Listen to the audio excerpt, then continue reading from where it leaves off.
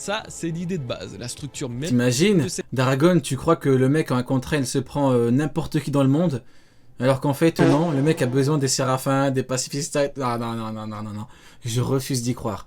Si, vraiment, si Dragon est une fraude, je vous promets que je ne m'en remettrai pas. Tu me dis Dragon, c'est un niveau amiral, je vous promets, je ne me relève pas. Je peux pas. De posséder énormément d'arguments et de cohérence scénaristique. Pour n'en citer que quelques-uns, Vegapunk a déjà agi contre le gouvernement mondial en programmant Kuma de sorte à ce qu'il protège le Sony pendant l'absence des Mugiwara, signifiant à la fois que le scientifique est enclin à aider des pirates, mais également qu'il est totalement possible d'implanter un ordre précis et caché dans un pacifista. Ensuite, Vegapunk n'a jamais voulu rejoindre la marine et semble au contraire y avoir été forcé. De base, c'était une personne aimable, gentille, il a ensuite travaillé avec les MADS, une équipe de recherche scientifique illégale qui fut arrêtée par le gouvernement. Oh, comme c'est bizarre. Vegapunk est quelqu'un de gentil, mais qui côtoie des mecs très méchants. Oh, c'est très étrange, Vegapunk. Je vous ai dit, Vegapunk est un rat qui mange à tous les râteliers. Vegapunk n'est qu'un rat. Il travaille avec Judge, il fait genre, oh non, j'étais pas au courant, des travaux illégaux, j'ai jamais, non, moi je travaille sur la protéine naturelle.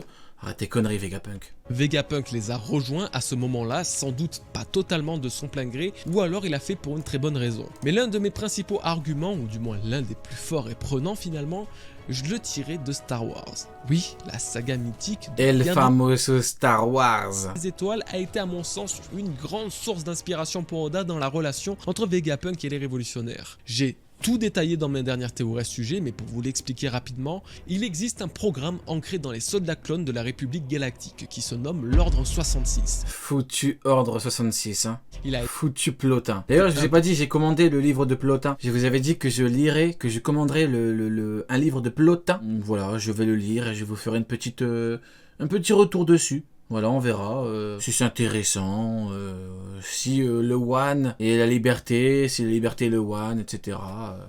Je vous ferai un petit retour dessus. Une petite review live.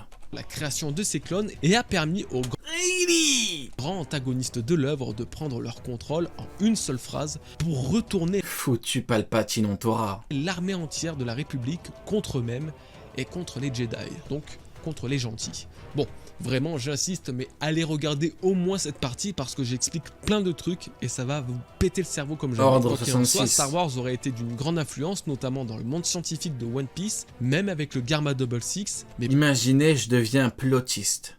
Imaginez, je lis le livre de Plotin, genre je deviens fou, je dis oh non, Plotin il est trop fort, The One c'est la liberté c'est The One. Imaginez. Non, c'est pas possible, c'est une fraude.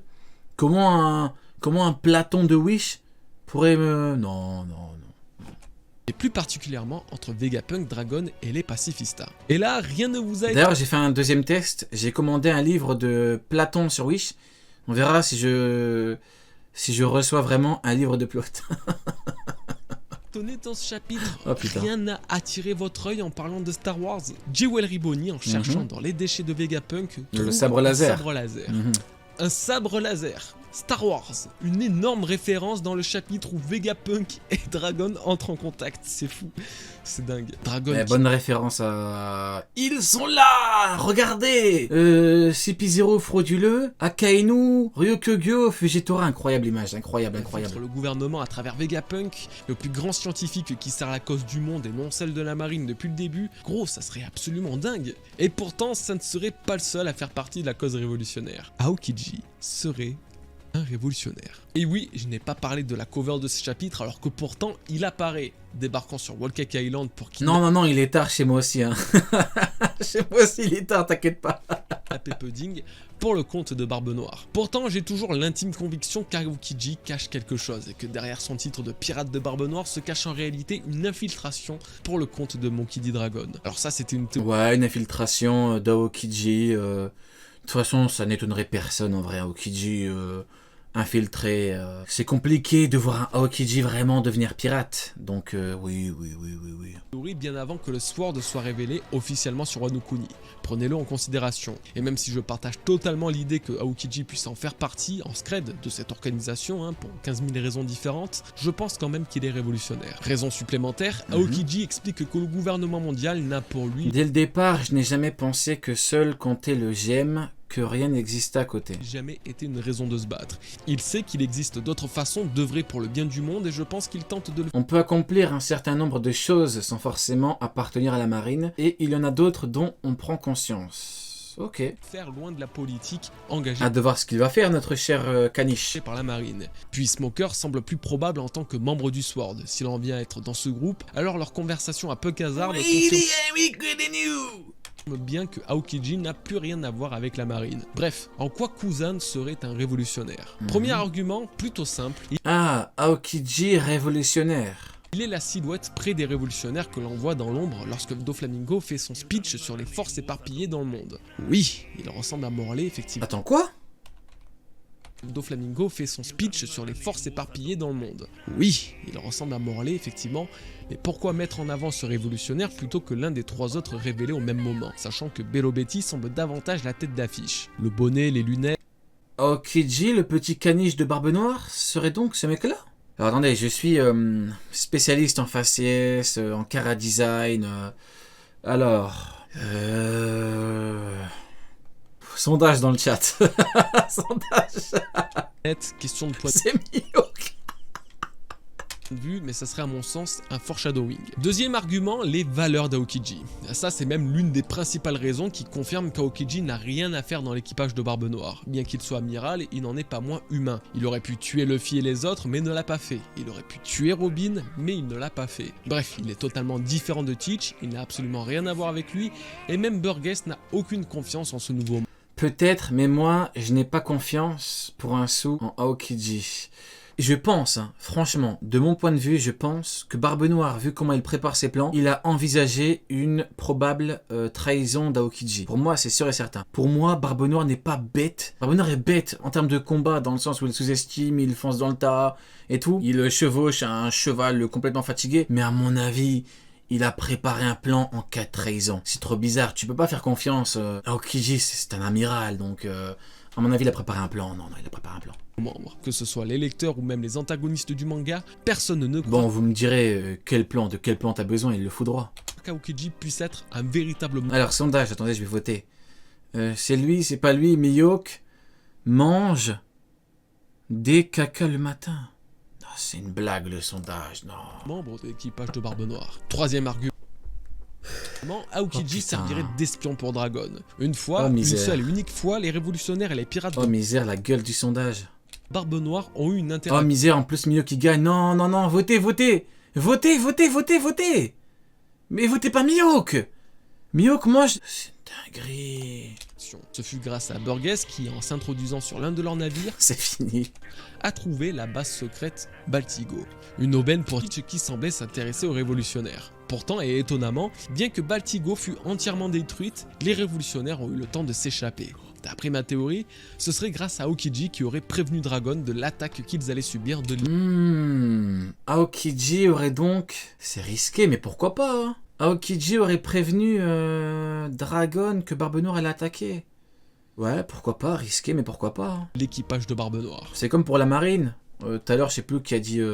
Kamaltero. Kamaltero a dit peut-être que Aokiji a prévenu Akainu par rapport au combat Lo Barbe Noire. Oui, le même Akainu contre Aokiji. Bon, bah là, c'est pareil. T'as lui qui dit... il a prévenu les révos, et l'autre qui dit la marine. Bon, ça peut être l'un ou l'autre, ou pas du tout. Moi, je pars du principe que c'est risqué. Maintenant, pourquoi pas? Le mec peut très bien prendre le risque. Pourquoi pas? Voilà, ce sont les idées globales me poussant à penser qu'Aokiji soit l'un des révolutionnaires cachés et dissimulés. Il est temps de passer à l'action. Bah, il est temps, oui, effectivement, il est temps. Bon, en tout cas, ça ne change pas la théorie de Vegapunk, qui, elle, est à mon sens la théorie ultime d'un personnage de la marine, du gouvernement, qui serait en réalité du côté des révolutionnaires. Mais bien évidemment, derrière cette joie dans... Vous avez vu Miyok, on l'a laissé tranquille ce soir. Hein. On n'a pas parlé de Mr. One, on n'a pas parlé de Jose, Ah si, on a parlé de l'épée noire. Ah si. Dans laquelle je me noie, vous savez que je prends toujours du recul et des pincettes. Ça a été le cas avec Imuranus dans le chapitre 1060. Tant que je n'ai pas de confirmation, ça reste une théorie. Maintenant que j'ai pu vous expliquer ce qu'impliquerait un contact entre Dragon et Vegapunk, parlant de la nature de leur appel, Vegapunk serait mourant. En tout cas, c'est ce qu'il annonce Ah bon? On a parlé, oui, de l'épée noire. à Dragon. Ce qui est étonnant, c'est qu'une telle déclaration vient juste après l'ordre de tuer de Vegapunk au CP0. Est-ce que Vegapunk est malade et ses jours sont comptés, ou est-ce qu'il se sent menacé? Personnellement, Quand t'es gentil avec Mihawk, c'est le chat qu'il faut, j'avoue. j'aimerais mettre l'option de la maladie de côté, tout simplement Ok. parce que je vois mal Vegapunk avoir été teasé autant d'années pour finalement être au bout de sa vie le jour où on le voit. Il peut possiblement être malade, d'ailleurs c'est peut-être la raison de la présence de Bonnie. S'il est trop vieux, elle le rajeunira pour lui Vegapunk serait malade ou trop vieux? Ouais, normalement il est vieux, c'est un vieillard. Oui, il est foutu normalement. donner de sa vitalité, et lui de son côté il libérera Kuma. Il s'agirait du fameux deal que les deux doivent passer. Si je dois avouer une chose, Après, le problème, c'est que du coup, un monde sans Vegapunk, c'est chaud pour le reste, pour la suite et tout. Comment tu fais? Comment tu termines les travaux? Comme l'a dit Barbe Noire, on termine ce qu'on a commencé, Vegapunk. Non, je veux bien que tu sois une fraude et tout, mais reste en vif. c'est que je trouve étonnant Non, que reste en vie, Vegapunk qui apparaît le plus est Shaka. Comme si Vegapunk avait transféré son âme vers Shaka, car son corps principal Non, était reste justement en en vie. train de mourir. C'est une possibilité à ne pas exclure ma foi. Bon, et du coup il y a l'autre option du il se sent menacé, et ça viendrait du Cypher Paul qui cherche à le tuer. On n'oublie pas que Vegapunk c'est Rob Lucci va arriver sur Egghead. Il va voir Luffy, il va paniquer, il va faire demi-tour, cette sale fraude. absolu, et il est peut-être déjà au courant que l'on veuille se débarrasser. Zoro, il va prendre Rob Lucci, Miss Tussie, la reine du quartier des plaisirs, et Kaku la fraude. Il va se prendre tous les trois. C'est lui. Heureusement, Luffy Ah oui, elle Séraphin aussi. là pour le sauver. Vu que Luffy sauve toujours du désastre l'île dans laquelle il arrive, j'ose imaginer qu'il sauvera Vegapunk et Egghead de la destruction par le gouvernement. En tout cas, j'ai du mal à imaginer qu'il s'agisse d'un hasard que le Cypher Paul veuille le tuer et que Vegapunk déclare dans ce chapitre voir sa mort approcher. Ok, bon bah écoutez, c'était pas mal du tout, hein. On a pu parler de Egghead. Il est où? Il est là, Egghead. On a pu parler de... Ah bah voilà, on parle de Mihawk là. On a pu parler de Egghead. On a parlé pas mal de choses. Vegapunk, notre cher Barbe Noire, Trafalgar Law. C'était pas mal du tout. The World 時を止まれ